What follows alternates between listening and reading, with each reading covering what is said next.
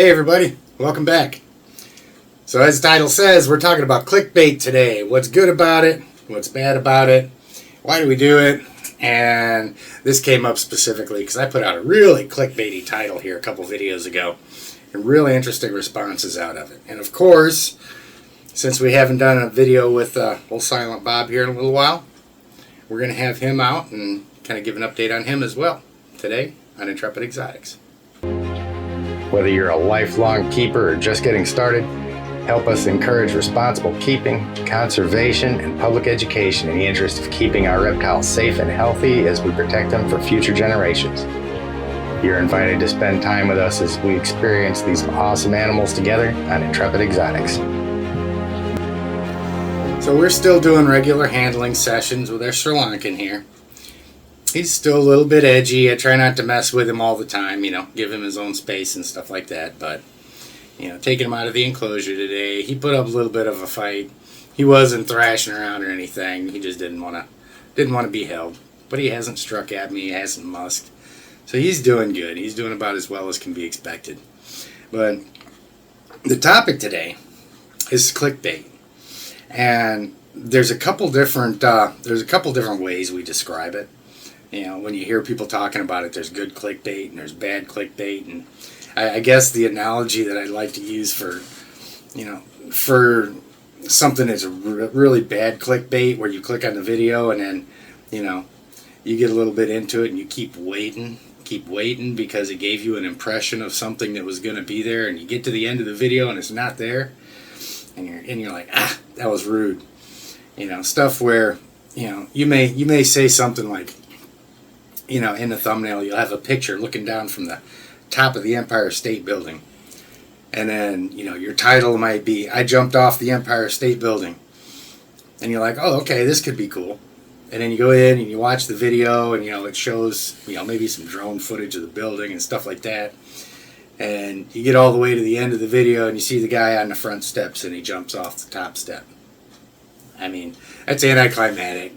It's a big disappointment, a big drain on you, and you expected to see something really cool, and it just never comes to fruition. So that is an example of maybe what bad clickbait would be. And for anybody that creates videos, of course, we want as many people to watch them as we can.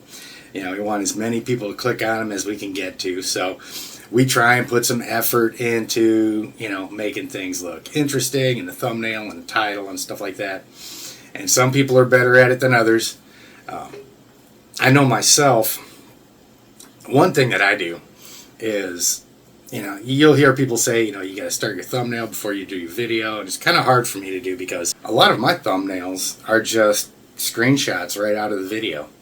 I want to make sure that I'm portraying, appropriately what's in there. So I try and title and thumbnail them pretty closely like that. But here a couple weeks ago, he is just all over the place today. You have a bunch of energy, do you, bud? But here a couple weeks ago, I put out a video on the results of live feeding. And I was motivated to put it out because a friend of mine had sent me a picture of a new keeper's ball python that had pretty much had its intestines eaten out by a rodent. She didn't know any better and whatnot. So that was something I just thought needed to be addressed. And I've done a couple videos like that before, talking about live feeding. They don't get a whole lot of attention. I think a lot of people will look at something like that and they think, man, this is going to be preachy or whatever. So I had a particular audience that I wanted to capture when I put that video out. Most of the folks that follow me on a regular basis don't expect me to be putting out graphic live feeding videos. And it was really funny because a lot of the comments that I had gotten on that were, man, I was getting ready to start blowing your messenger up and you were about to get a lecture and I couldn't believe you flipping over to the dark side doing stuff like that. Because the thumbnail and the title is all designed to get the attention of people that watch that kind of animal gladiator stuff. Those are the people that I wanted to get that message out to. And the only way they're going to hear it is if they click on it, So I walked a really fine line on there, and I was really happy with the way it came out, because if you just look at it, it doesn't show animals fighting. It shows the injury on the snake, and the actual title of it is Graphic Live Feeding Results. But the way I use capitalization and the imagery and the icons and stuff like that, the little emojis in there, in the same way that those other guys do, and then having the blurred out parts of the pictures, and you don't even see the results, the word results, until right there at the end, and it's all in lowercase letters, so it's designed to be easily missed. But if you click on it in a hurry, you see it, you think, oh cool, I get to see something die, that's the kind of video that you're going to click on. So I imagine a lot of those folks probably clicked on and then clicked right back off because they realized it wasn't what they wanted to see. Hopefully some folks stuck around and actually watched the video, and maybe picked up on some of the points that was put out there, because it's pretty important stuff as far as keeping animals goes.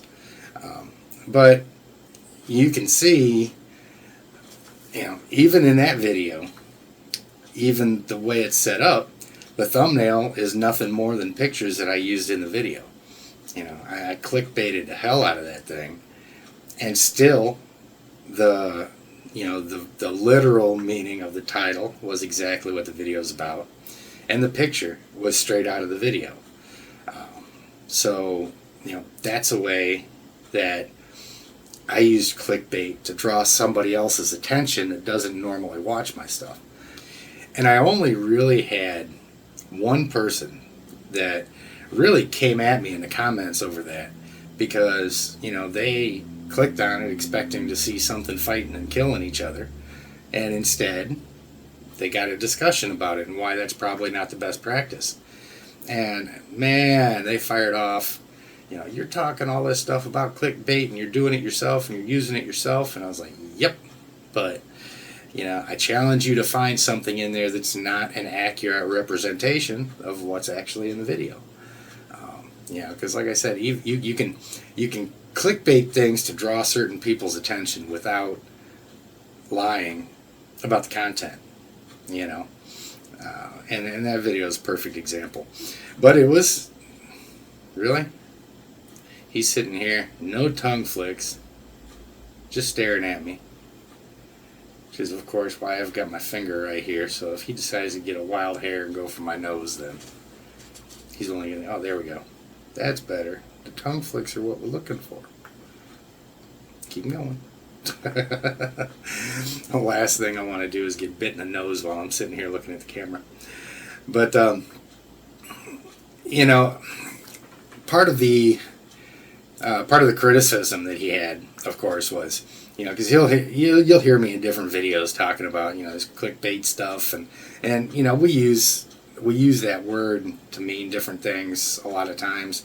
Like a lot of times when I say clickbaity reptile stuff, I'm talking about the videos where it shows something dramatic, like a big snake with its mouth open coming to get you. A lot of the stuff that you'll see where they really over dramatize the egg pulling and fighting the snakes and stuff like that. That content, it's all designed for one purpose. It's not educational. It's to get attention. And that's what you see on social media more often than not is getting attention directly translates to getting paid. So some people have perfected that. Me, on the other hand, I've opted to let my channel slow grow. It's going to grow at the rate that it grows. It's going to be found at the rate that it's found. Not going to do anything dramatic just for attention. And I'm certainly not a showman. I'm not an entertainer by any stretch of the imagination. So, a lot of my stuff's probably going to be kind of dry for some people. But it still helps people. So, like I said, it's going to grow at the rate that it does. But I just thought that was a really cool little conversation to have, really, about clickbait and kind of understanding a little bit better, how creators view that, what we're thinking about when we're putting titles and thumbnails and all that stuff together. You know, of course, we're trying to get as much attention as we can. I'm you know, of course, interested in getting as much attention, as many views, but I'm gonna come by it honestly, you know. And so, like I said, that's why my videos have all pretty much, most of them have got, you know, scenes right out of the video as the thumbnail. Just makes it easier. I think it's more honest. But plus, it's a lot less time in Photoshop, which of course helps too. So an interesting thing too is I sat there for, you know, a good 2 days after I put that video out, kind of watched my subscriber count jump up and down, up and down, up and down. And I know there was a lot of people in the comments that said, I can't believe you was going to do that. I was just about to unsubscribe and then I decided to watch it.